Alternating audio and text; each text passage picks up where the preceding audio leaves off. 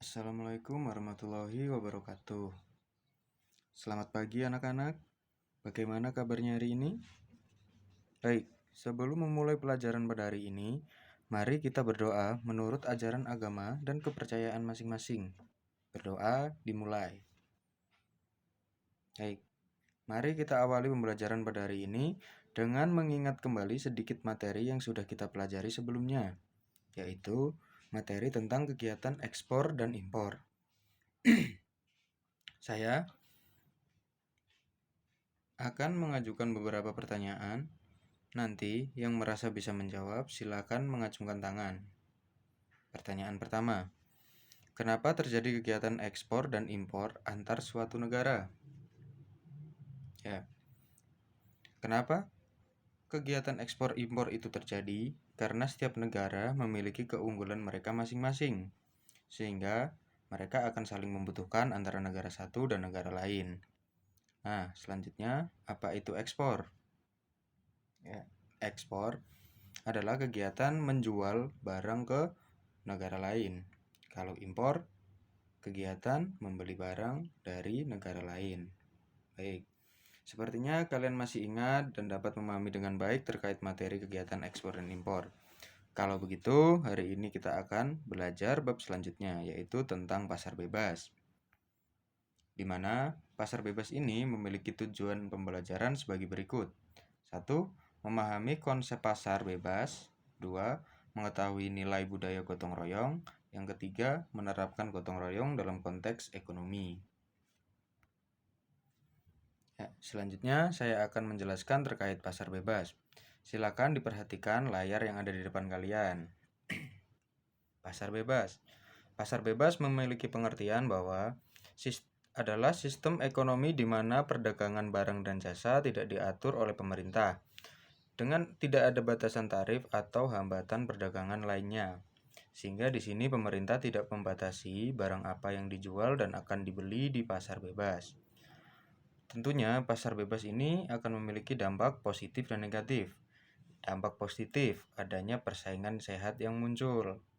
Dampak positif kedua, penyebaran teknologi. Karena perdagangan yang bebas dilakukan antar negara, sehingga mereka memungkinkan untuk saling bertukar teknologi. Kemudian dampak positif yang ketiga, adanya peningkatan kesejahteraan bagi para pelaku di pasar bebas. Kemudian dampak negatif, di situ yang pertama adalah kesenjangan ekonomi. Kenapa kesenjangan ekonomi ini muncul?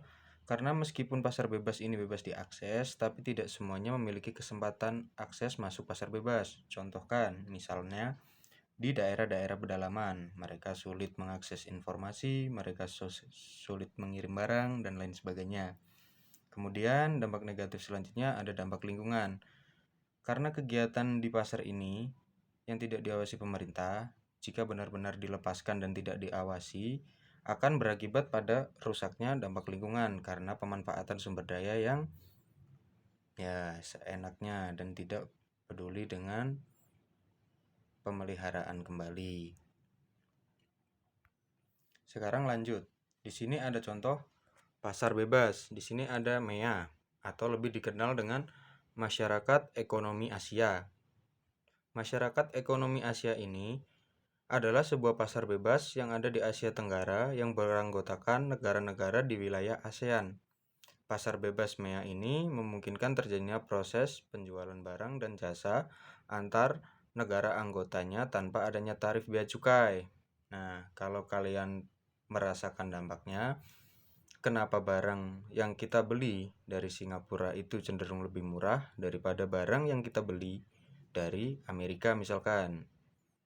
Nah, karena Indonesia masuk dalam MEA atau Masyarakat Ekonomi Asia, sehingga saat membeli barang tersebut tidak dikenakan tarif bea cukai. Selanjutnya, di sini ada gotong royong. Berdasarkan Kamus Bahasa Indonesia, menyatakan bahwa gotong royong memiliki arti bekerja bersama-sama, seperti tolong-menolong maupun bantu-membantu di antara anggota dalam suatu komunitas.